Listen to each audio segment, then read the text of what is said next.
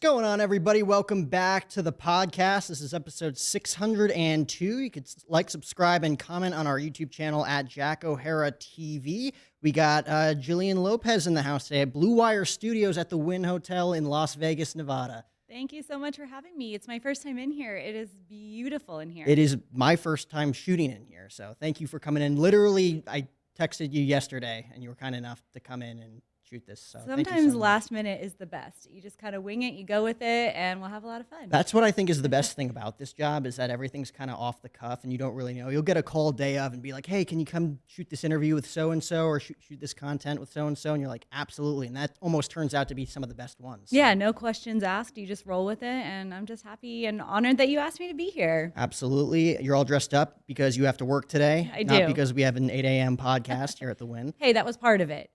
I appreciate it. I tried to go with the blue jacket too. Blue wire, blue. You went with the blue. We're in our blue. We matched the room. We're kind of camouflage. Hopefully we don't look just like floating heads around here. No, I know. And people can pass by and see, and they'll hear us from the outside as well, which I think is like one of the cooler things about this studio. I feel like I'm on the Today Show, you know, when people used to like hold the posters. Like, maybe we'll have some fans out here. That's when you know you've made it. Well, you're on TV. You're on Channel 8. You know how it goes. I do. I love my job, and I'm lucky that I get to do what I love every day. And but this is really cool, and this is your own project. And what did you say? Episode 602. It's amazing. Hey, you just never quit, Yeah, consistency. At the end of the day, like Nick, who's back there, has been doing his show for 7 years. You just don't stop because this is our true passion, Yeah, if it's something you love, you got to just keep doing it, and look where it led you. I know. This is really cool. Really cool place to be at, 8:58 a.m. on a Friday in January. We're starting our day off strong. So Channel 8 News, or Channel 8 Las Vegas Now, you've interviewed a ton of people, right? You know how this goes, but broadcast television is very, very different from podcasting. And sometimes it's weird to be on this side. I'm used to being the one asking the questions and talking to people. Sometimes it's weird to be the one answering the questions. How many interviews have you done? Like people interviewing you? Not very many, maybe just a handful. So I enjoy it though. I really like the podcast side of things. It's a little more free, and you don't have to be as perfect with your words and your pronunciations and everything. This is a little more free flow. So it's a little bit different feel, but I also work in entertainment and lifestyle. So all the time, it's pretty casual and fun anyways. It's entertainment at the end of the day, right? It is. You're having cool conversations with people. It's just, you have to be a little bit more censored, right? Exactly. So no censored here today with that. No, there's definitely a censor. Yes. On some level, especially for your sake. Yeah, you lose your job coming on this show. Are you kidding me? Hey, maybe if podcast is my calling, it'll all be worth it. No, I'm just kidding. I love what I do, but it's kind of fun that all sorts of media kind of go hand in hand anyways. So. Are you from Vegas? I grew up here, yes. No way. Yes. So I have spent most of my life here, and it's funny, when you grow up in Vegas, you don't always appreciate your surroundings. We are in our little Vegas bubble, but I left for school. Everyone leaves for school, for college, and says, I don't think I'll ever go back. We all come back. Yeah. But it's a great city to be in, especially in my industry. And then you went to Cronkite, ASU, out in Phoenix, we talked about. Yes, I loved ASU. I wanted to go somewhere that obviously had a good journalism school, but I wanted it to still kind of feel like home, and Phoenix is very similar to Vegas from the weather, the summers, the people. So it was nice to get away but not be too far, know that I was always close to family. Yeah, that was me when I was applying to schools. I grew up in New Jersey. It was always like, apply to schools in Boston, apply to schools in Maryland. I'm like, I want to go to California. I want to go to Arizona. And my mom's like, all right, we'll look at schools in Florida, Like nobody wanted me to go too far. And then I was able to go to GCU, Grand Canyon University, which is an up-and-coming school that I hope a lot of people recognize and acknowledge here in the next few years, the way that place has grown. But getting opportunities, because we were talking about it before we came on, I was one of 3 broadcasters that are still doing it today from GCU. You had to compete with probably a boatload of people at Cronkite, right? Yeah. When did you know that you wanted to get into broadcast? I guess broadcast journalism is like the correct term. Yes, right? it is the correct term, and I'm lucky that I was one of those people who knew early on this was my passion. I went to Palo Verde, which is a high school out here, and we had PV, Palo Verde TV. So, and I anchored the morning news on PV TV. So it was in front of our, whole high school. They would roll the TVs in back then, and we would broadcast from our studio. And I just always knew I loved it. I also knew that I loved reality TV and entertainment and red carpet. That's when e-news was really big. So I told everybody, you can even look back in my high school yearbook, this is what I was going to do. So I always just followed that passion and knew like this was my calling. And I was the person in high school, I would wake up 30 minutes earlier in the morning so that I could get fully ready. I would eat my breakfast and I would watch the local news every morning before school. So I was always in the know of the news. And I actually watched two. They are a married couple, Kim and Dana Wagner. They do the morning show out here. And even once I got to college, I called them and they gave me my first internship at their station. And it was a full circle moment. I watched them growing up, and then here I was working alongside them. And I kind of credit them for giving me my jump start into broadcast. So it's I have a moment sometimes when I have to sit back and look at how things turned out, because in the moment you don't realize it, but when you look back on it, you're like, this is how it was all supposed to be. So. It's like the art of storytelling. Yes. That's why you get into it, right? As a storyteller. Absolutely. Yep.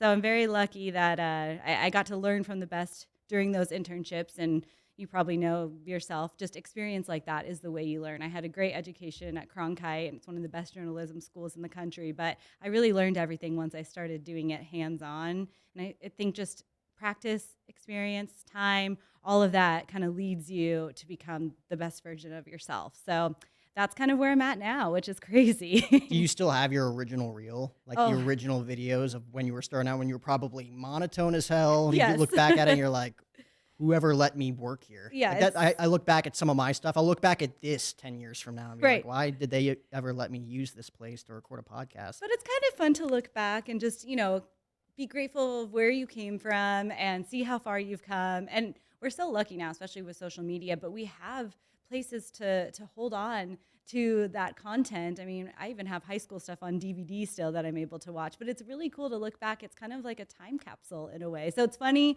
you laugh at yourself, but I think it's also a way to kind of appreciate where you are now. Yeah, so you started in high school. Yes. Which is really cool. I wish I started that early, because I easily could have been like, hey, can I bring my own setup and call some of the games and create content? Yeah. Where, like, I didn't think that far. I thought, like, okay, when I go to college, that's when it'll click. Like, I'll get a job, work for ESPN one day, and like that's how it's done. Yeah. But then you realize now with social media and Instagram and TikTok, like you could literally just do what you want to do and it might catch fire. Yeah, I feel like it's good and bad with social media. It almost makes it a little bit more saturated because everyone can do this and put their iPhone up, which that video, quality is just as great sometimes as our professional video quality. So it's hard because now I feel like we're almost competing with more people doing it out there. But on the flip side of it, it's kind of nice to build your own platform and get to talk about what you want to talk about. No one's telling you a certain way you have to do things. So it's kind of this constant battle for me of what is the best path to take. But at the end of the day, I think it all kind of goes hand in hand anyways. And we're lucky with social media. We can build our own brand. And look what you're doing. Like, I think it's a prime example of how things have changed in a good way. Yeah, I think it's going to really, really change here in the next, I'll say 3 to 5 years when it comes to broadcast journalism, and then like the content creators / podcasters out there that really mesh well. Like we've seen it with Logan and Jake Paul. I'll use them for instance. Jake doing his thing in boxing, Logan now being a WWE superstar, great podcast host, doing everything that he's done. He fought Floyd Mayweather last year, in Miami. Like those guys started out as YouTuber content creators, and now they're doing that. And there's a ton of people like that following in their footsteps when it comes to like the YouTube boxing community, right? Yeah. Do you think you think sooner rather than later, the traditional broadcast journalism people are going to have to kind of not give in a sense to these content creators, but kind of reshape how broadcast television works moving forward? I definitely think so. And sometimes people ask me, do you think broadcast news and television is dying? And I don't think it's a dying field. I think it's just changing. But I do think you have to keep up with social media, and it can kind of be repurposed. But especially this younger generation, a lot of people don't have cable anymore. And even I have friends that don't even have TVs. They just watch all of the streaming services on their laptops or on their iPhones. It's so crazy to me because I grew up, like I said, watching the news every morning. Like that was me, but I know that's not the reality anymore, especially, with the Gen Z and whatever they are. So I do think that traditional news is definitely changing, but I think if we all just kind of keep up, continue to build our own brands, now it really is about you as a person, your personality. That's why people will tune in to watch or follow along. And I think it all kind of could be wrapped up in a pretty bow, but it is that battle, especially when you have a traditional news background and went to school to learn the traditional ways. Does that matter anymore? I don't know, but I think maybe that's what could also set us apart on social media, is still having that credibility that maybe others don't have. So I think on our side of it, we kind of have to lean into that and play that up as much as possible, or we're going to get lost in the mix. Well, what would you prefer in a sense? Because you work for a news station, right? Would you prefer that and like obviously build really cool relationships with people, which is probably makes it more fun? That's kind of like the main purpose of doing it, on top of getting to do your dream. But then there's also getting to create your own channel. And if that blows up, you get to do things on your own time. You're making your own money. You're creating opportunities for yourself and kind of getting to live your life 100% in a free capacity, compared to like showing up for work every day. Like it's your dream job with a good group of people, but you're still clocking in and clocking out for someone else every day. I think that's the $1 million question. And right now, personally, I'm in this great position of being able to work part-time at the TV station, which is kind of unheard of, but the way our show runs, we have 5 different hosts, so we all kind of alternate the responsibilities and roles, and every other host kind of has their other projects that they do on the side too. So I run a media company with my sister. We're called the Social Sisters. So we have our own brand, and we do YouTube interviews, a little bit longer form than I get to do on the TV station. But I will say, when I'm out working these red carpets and these bigger events, having the credibility and the backing of our station still goes a long way and kind of helps me get into those positions, whereas maybe I'm not quite there yet with my other brands. So it's kind of nice that I'm in this position right now of getting the best of both worlds. Not a lot of people have that. So in the moment, everything's great. I think about the future, what's next, what's to come, but I try really hard to focus on the now, work hard, build my brand, do a good job for the TV station, and hope that it all pays off in the end. But yes, that is the big question of what is the right way to go. But this has always been my dream. I always wanted to work in news. I always wanted to be the one that when you turn on the TV, I'm delivering you the stories and the content that you need. And again, that was a special thing for me growing up, sitting on the couch watching that, and now to kind of flip the roles and maybe I could do that for someone else. Like, that's kind of my goal, is to inspire that next generation of doing what I'm doing now. And I just don't want that to get lost in the mix. So it's a battle. I mean, you and your sister getting to start your own channel, like that's 100% on you. You get to do what you want to do. Where like sometimes maybe you'll pitch a story and it'll be denied and it'll be like, this is what we need to talk about today. And you understand that. Like, it's 2 completely different entities, you know, your own channel compared to you being on broadcast television. Again, working for someone else who's at the end of the day, like, this is what we need to do right now. Right. And with news, you're on time crunches. Everything is timed out to the second. You have to be very strategic with your timing, especially if you're doing a live interview. Whereas podcasting and YouTube can go a little bit more long form.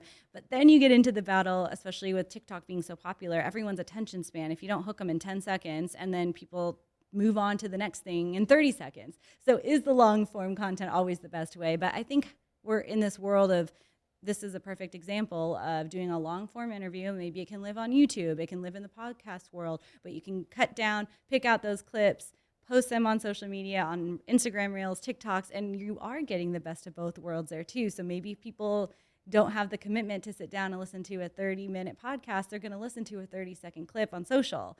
So I think it's just playing the game, doing everything you can. It's a lot of work, but that's the way to kind of keep up with the times. It's the only way to. Yeah, the game never ends No. either. Making those clips, so tedious. Yes, it's It a is cycle. so, like, that's a full-time job in itself. It really is. People don't realize social media, especially for brands and companies and organizations, you need to have a full-time social media team to keep up because it's 24/7. It never sleeps. So You it's got a to lot. post like 2, 3, 4 times a day Yeah. just to kind of get rewarded by the algorithm. Because if you don't, you're just going to get lost in the sauce. And then, Yeah. And then you get to the point, are people sick of hearing me talk? Are people Yeah. sick of my voice? But no, you just, again, consistency is key. And you've learned that. We all learn that. But social media, it's a beast. do you like looking back at your own stuff and critiquing it?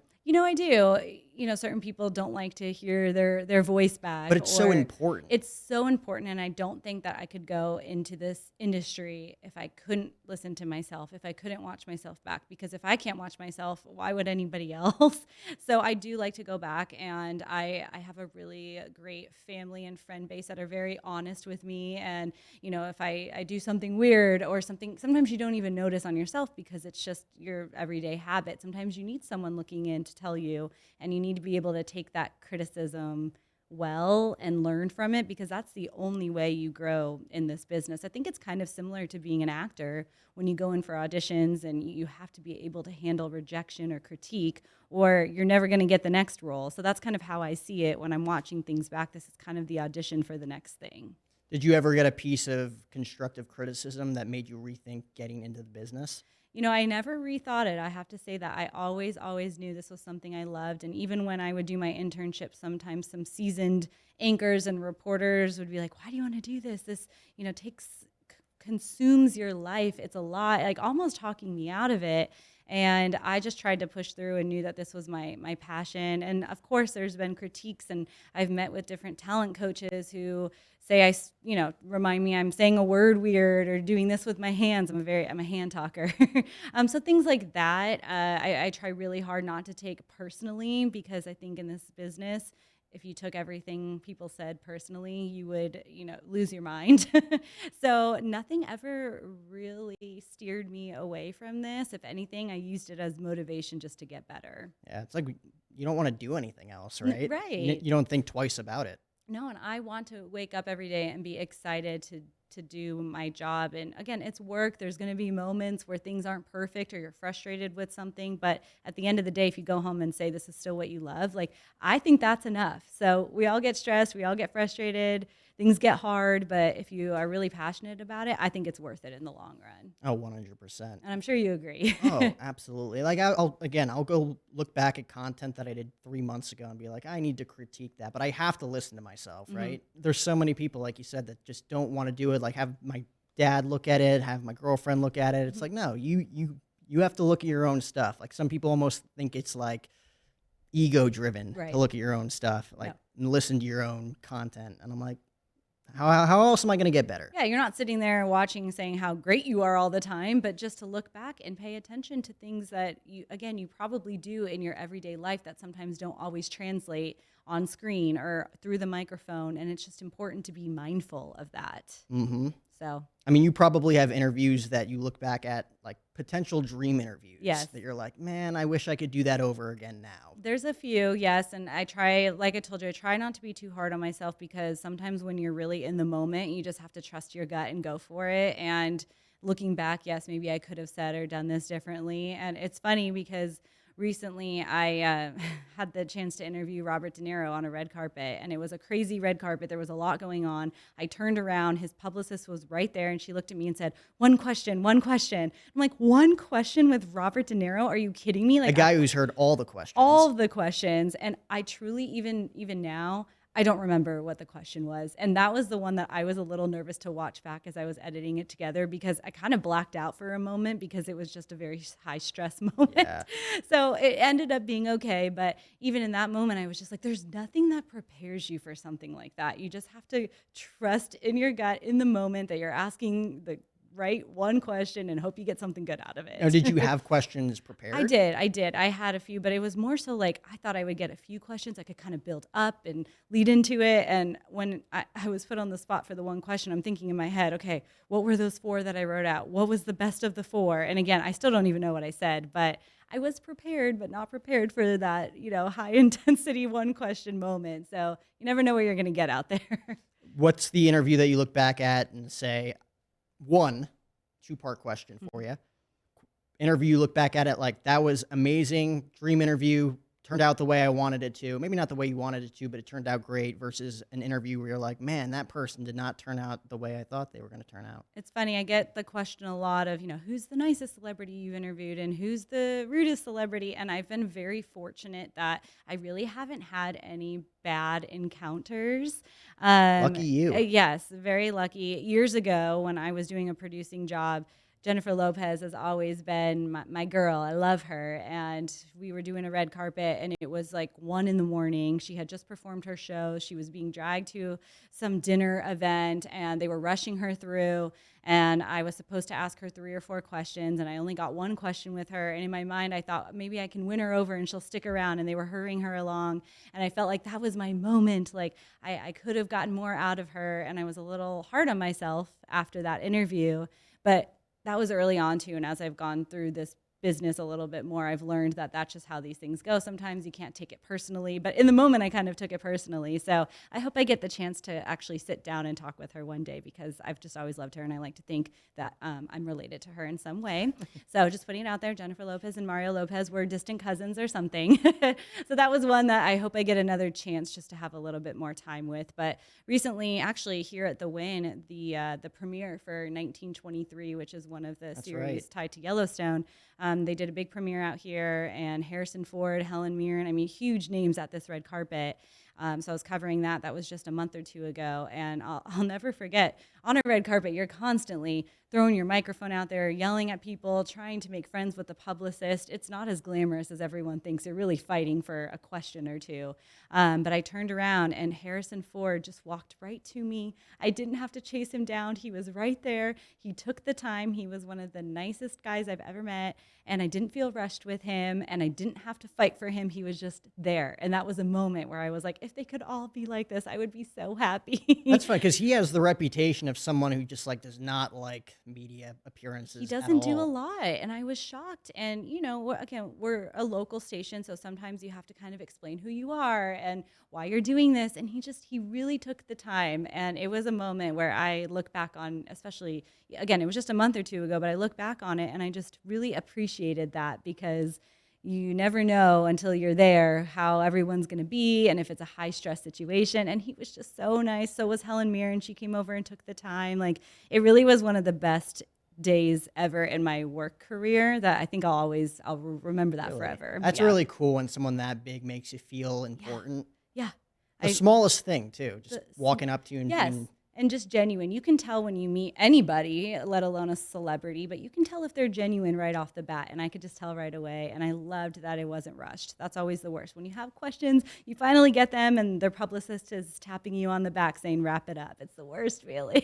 Oh, yeah. And making good relationships with those publicists is the hardest thing to do in the business. It really is. You really have to go out of your way to stay in touch, provide that value, and be like, what can I do for you? Like, yes, relationships, networking, all of that. I think it's important in everyday life, but especially in this career and community, especially out here in Vegas. It's a small town feel, which most people don't expect, but everyone's connected out here. So you don't want to burn any bridges. And I think if you're just authentic and genuine, people remember that. Even if it's years down the road, they might think of you for something because you were nice and you followed through. And I think all of those skills really, really pay off, especially in this industry. So you've never had a bad encounter with anybody? I really haven't. And I've now had the opportunity to interview some really cool people. And yes, some are a little bit more genuine or down to earth than others. But for the most part, everyone has been very, very nice. And I think coming off of COVID and the pandemic and, being away from society for a while, I think now even more so people really appreciate in-person and face-to-face contact. And I think in a way that kind of worked to my benefit in my career, because people are just excited and happy to talk to people again. So I try to play off of that. Oh yeah, 100%. Zoom interviews, when people had to adapt to that, I feel like even, especially with people promoting movies or their latest records, albums, whatever. It's like, oh, I'm off. I don't have to do any media appearances. It's like, Yes. well, there's this new thing called Zoom. Zoom, So now you have to yes. do everything virtually from your house. So Which was get good and after bad it. too, though, because people at least felt a little bit more comfortable. They were just at home. Everyone was sitting on their couch. If your dog barked, it wasn't the end of the world. So I did actually end up getting access to maybe some more people during that time than I would have normally. But I think as time went on, everyone was kind of over the Zooms, and especially when you feed off of that in-person kind of connection in this business, I think it's really important. So I'm so glad that we're at least kind of back to that. Yeah. I mean, when you meet someone on Zoom, it's not really meeting them. No, Like, it's did not. you truly meet them? Because those are the people you kind of lose touch with. It's just like, oh, Absolutely. it's a chore that I have to hop on this call with someone really quick. Whereas like in person, you're actually having that experience. Yeah, you remember faces and personality and a lot more when it's in person. So I'm glad that we're back to that. I know.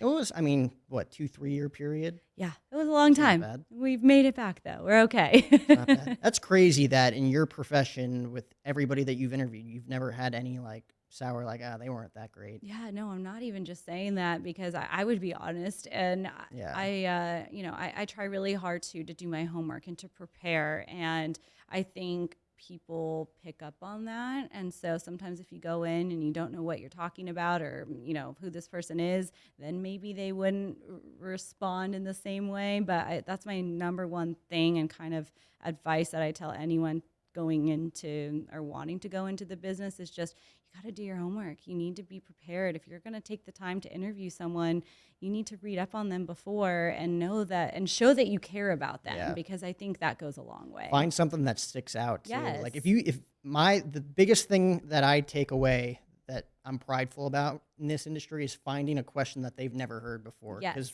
especially celebrities, they've heard everything. You've heard it all. And So when someone's like, especially- I don't think I've ever talked about this, I'm you're like, like, yes, you did it. Or just all finding uphill from something, here. to relate to them on. And one of my first celebrity interviews was Lionel Richie when he was doing his residency out here in Vegas. And I was talking to my dad, and he and Lionel grew up in the same, like we're on a first name basis. They grew up in the same town. They went to rival high schools. My dad's like, ask him about it. And I was like, okay. So I brought it up right away, and we just kind of bonded after that. And even when I left, the city that they're from is Joliet in Illinois. And when I left, he was like, bye, Joliet. And like, so he just kind of remembered that. And it's the littlest things that I hope if I were to see him again, he would maybe remember that. And they do how many interviews all the time? Like, you got to find that something that sticks, but also isn't too crazy or out there where it makes them uncomfortable. You got to find that like middle ground. whether it's questions, the way you dress, Yes.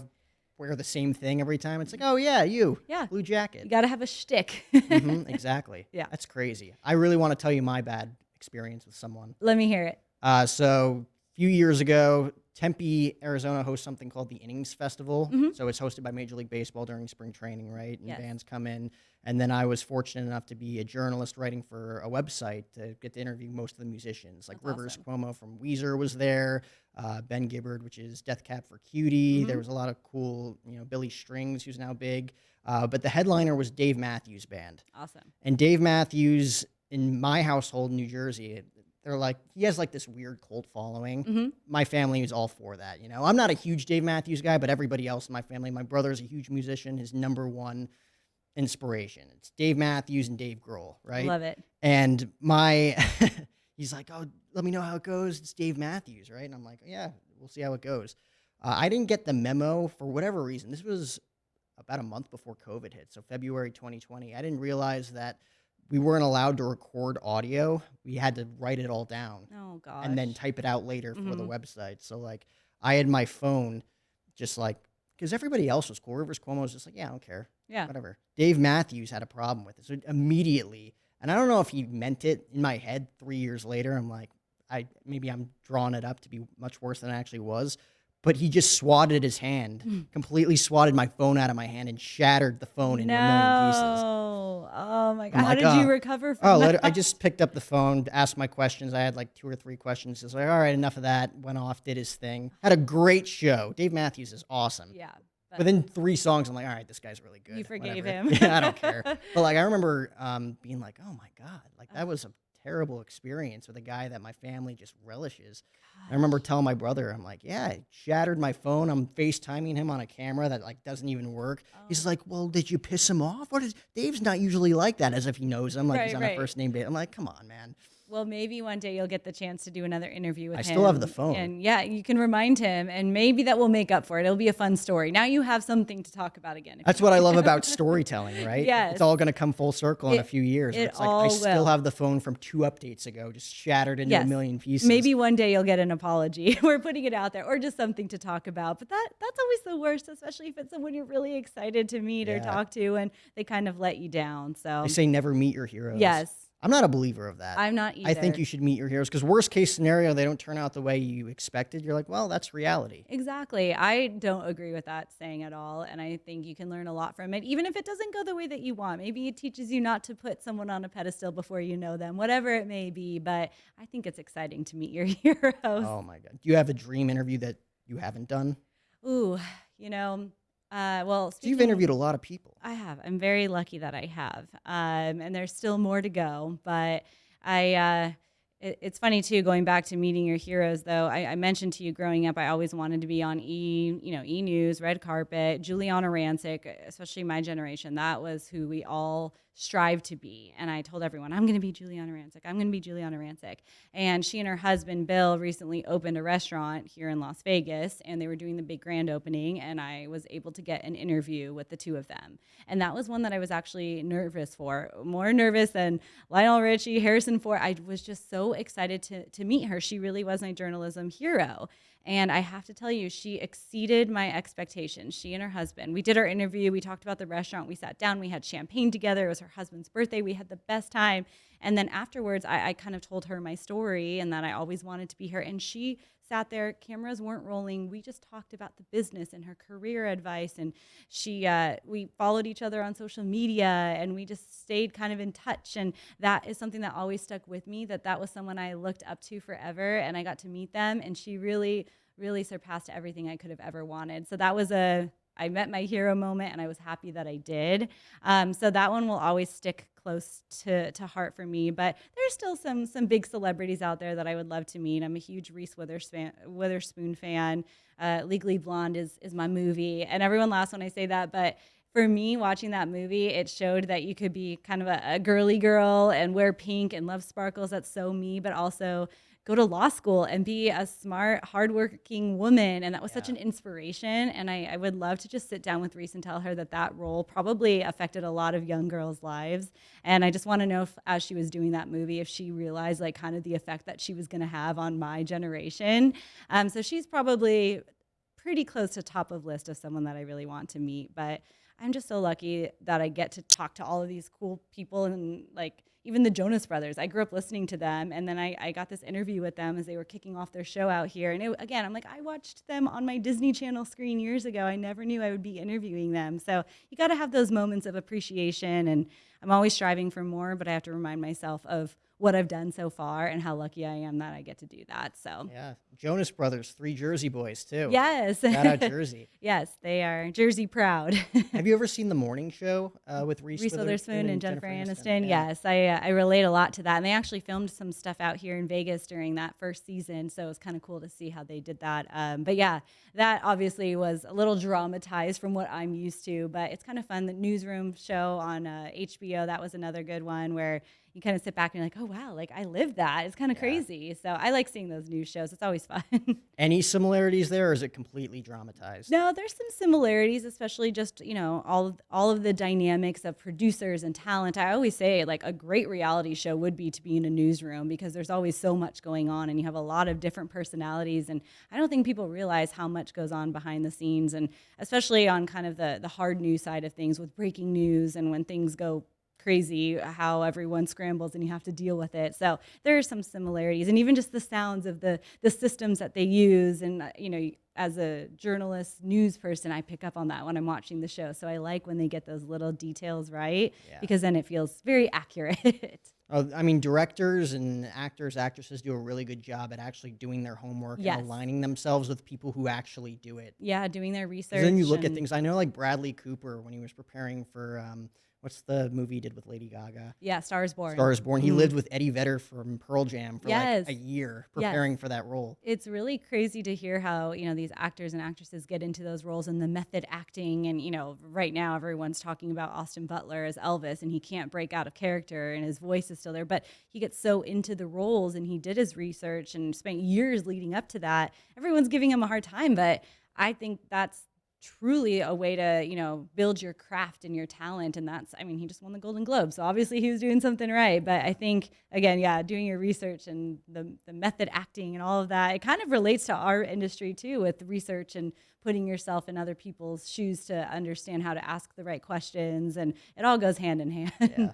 He kind of got in a weird mess with that, where it's like his voice is exactly like Elvis's, but at the same time, I think the guy just hit puberty. Like when he was a child actor, it was like Zoe 101 and all those shows. I'm like, look at the clip. He was 13. He was 12. Does your voice sound the same as when you were 12? No. Maybe he's playing it up a little bit, but I think everyone needs to get off his back. I liked the movie. Maybe I'm just defensive of him.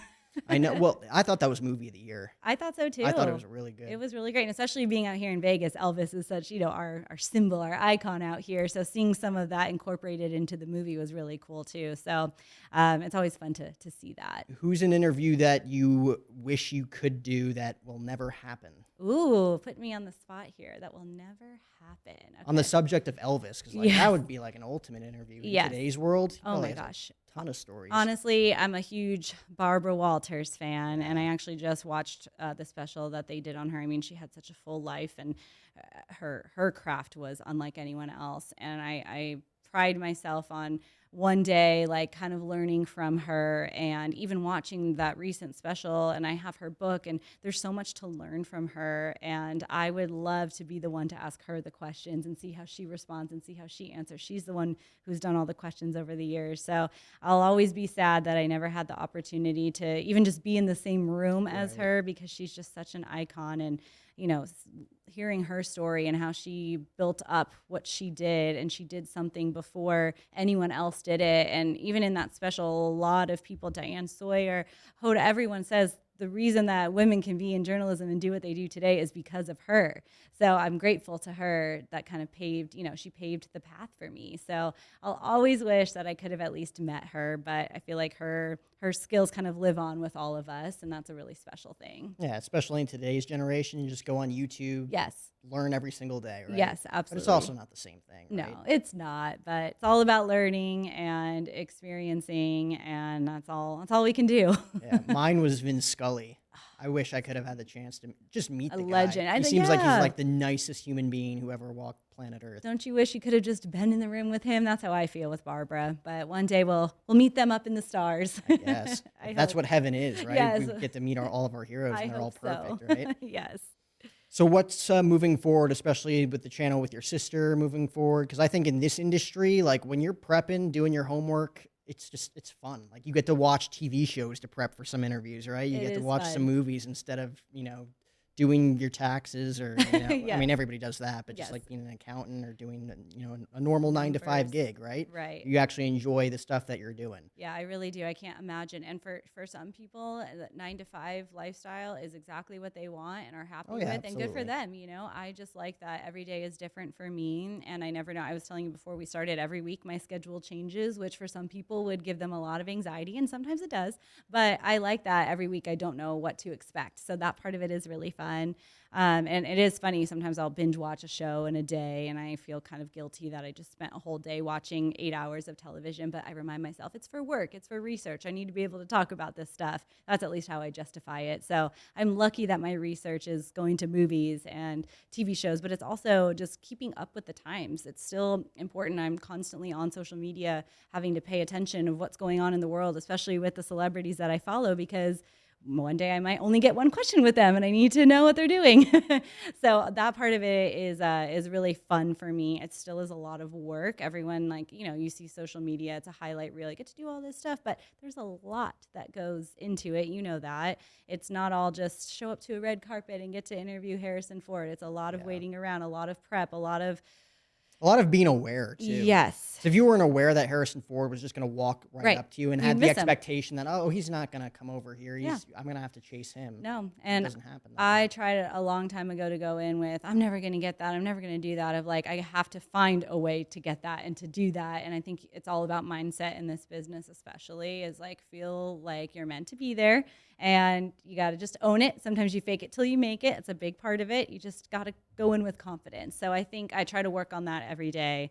But yes, growing the YouTube channel, doing more of these interviews that are a little bit more in depth. I've met some of these people throughout my time at working. I've worked at a few different TV stations out here before this one, and I had met a guy who owns a gym, and he came on to do like a Fit Friday segment. We got 2 minutes with him, eat this, do this. He was a great guy, and afterwards he's telling me his story that he was in jail and he was a meth addict, and he started his business from the ground up, and now he's franchising across the country. And that was 7 years ago that I met him, and his story always stuck with me. So when my sister and I launched this YouTube channel, I knew I wanted him to be our first guest because I knew there was more to his story than the 2 minutes that he gets to come on and share about his business. So I think that's something really special in this industry, is that you can kind of, especially now, you can tackle those things. Maybe we're not going to talk about addiction or things like that, on your morning local news show, but now we have the platforms to talk about it and to put it out there. And it stuck with me for years. And now I get the chance to kind of talk more in depth with those people that I've always wanted to hear more about their story. So How difficult do you find it to talk to people about their stories when it comes to either like addiction, some of the experiences that they went to that you cannot relate to in the slightest, but like you can try your best to be empathetic or sympathetic, like how do you, like, is it difficult? I mean, there's some stories that are way more devastating than others too. Absolutely. We have another guest who, she was shot at the Route 91 festival out here, and she survived, and then she was diagnosed with a pretty severe case of cancer, and it was one thing after another for her. And how I can't relate to that. I've lost people in my life to things like that, but me myself, I can't relate. But I think it's a lot of it comes back to homework, the prep calls, having those conversations beforehand so you don't just put someone on the spot and they're not ready to talk about it. Feeling them out to see how they respond beforehand when the cameras aren't rolling and the lights aren't on them. I think that's a really, really big thing.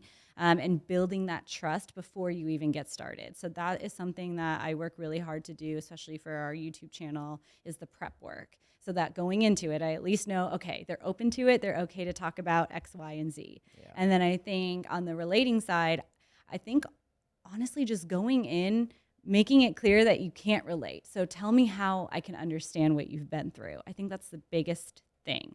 I have never struggled with addiction. I've never been to jail. I don't know what that's like, but tell me about it. Share your story. And also you have to keep in mind of your listeners and your viewers. There could be one person out there who is going through the exact same thing, and they hear this story and it inspires them to turn their life around or get help or do whatever it may be. So I think that's the approach that you have to take, because there's no way you're going to relate to everyone and, every story and people that you meet. I don't relate to these, A-list celebrities that I interview, but just trying to find that common ground.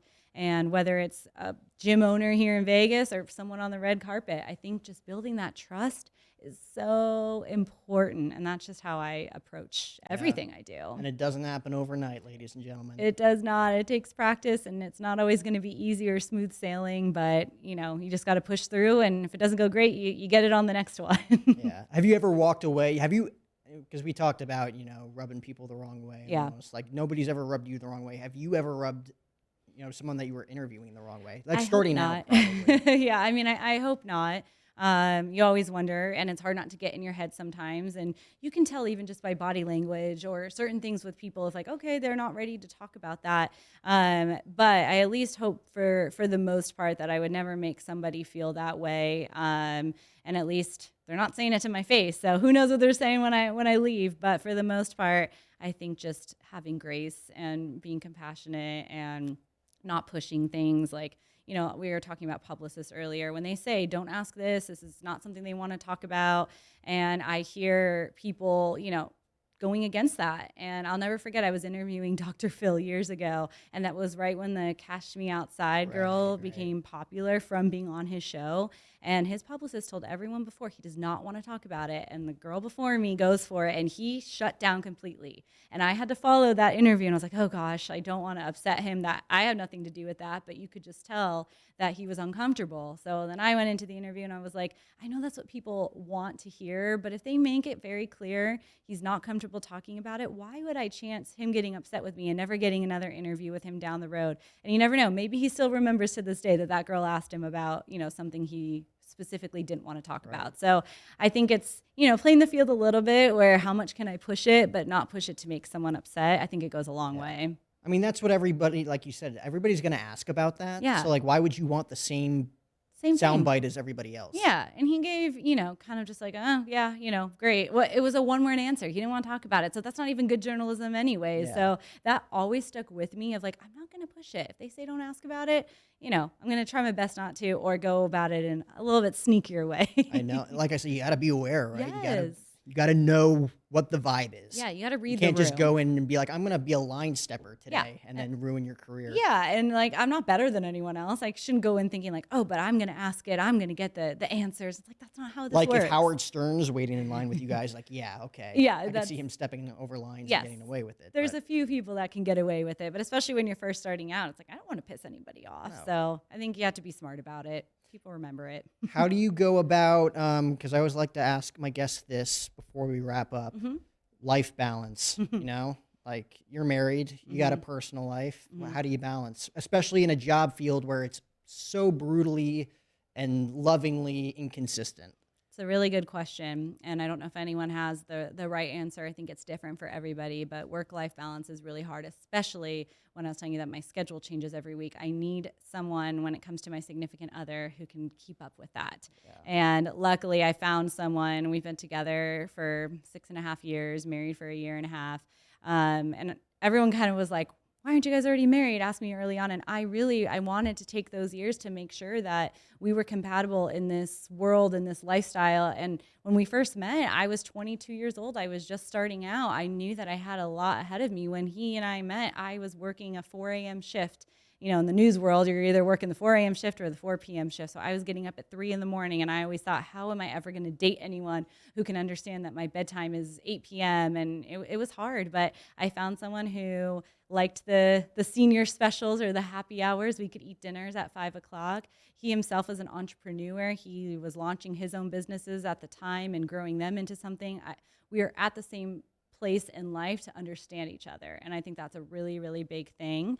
And now he is very supportive and understands if I have to cancel a trip or I have to, be gone for a 12-hour day, he never questions me. And I think that's really important.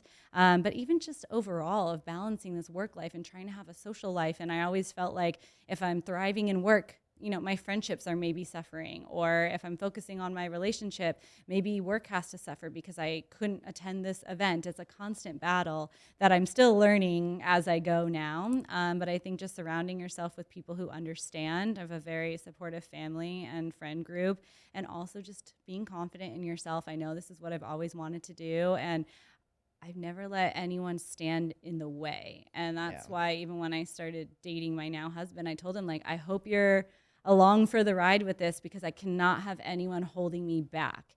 And so I think that's like the biggest thing is work-life balance only comes from you and how you manage your day-to-day life. And I'm not perfect at it. And sometimes I look back and say, was it worth it to cancel this vacation to go cover that one red carpet? Or was it, worth it the other way around? I constantly ask myself that. But I think just knowing your dreams and your goals and knowing that you're not there yet, I don't know if I'll ever feel like, oh, I've made it, I'm there, I can settle down. But for now, it's just, pushing through, finding those little moments where you figure out what's worth it and what's not, and hoping you made the right decision. And that's all I do. That's how I live my everyday life. Yeah. So I don't know if it's an exact answer, but I think it's just, taking it day by day. That's all I can do. I feel like in this industry too, communication is so key. Yes. So we're so good at it. Yes. Again, like I texted Jillian last night at 7, 8 p.m., late, something like that. Yeah. And you're here at 8 o'clock the next morning, like communication, right? It's everything. And sometimes I get in, I'm like, oh, I'm so good at communication. Like I know, everything. And